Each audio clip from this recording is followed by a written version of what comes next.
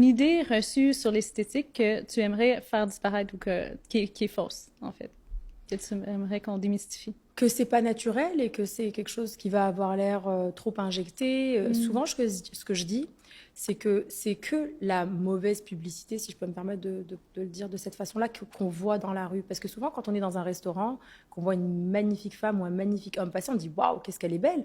Mais on se dit pas oh waouh, elle est donc bien injectée. On se dit pas ça du tout. On se dit juste quelle magnifique femme. Alors si ça se trouve, elle a eu du laser, elle a eu du baby botox, elle a eu les lèvres, les pommettes, elle a eu plusieurs choses, du Sculptra, mais on ne remarque pas. Donc c'est vraiment ces personnes-là, la plupart de mes patientes ont l'air de ça, parce que je ne veux pas qu'elles aient l'air injectées du tout. Mm-hmm. Et j'ose espérer que moi aussi, je ne vais pas avoir l'air injectée dans le futur. Je fais beaucoup d'injections depuis, comme je disais, depuis que j'ai 30 ans, mais j'essaie toujours de rester dans le naturel.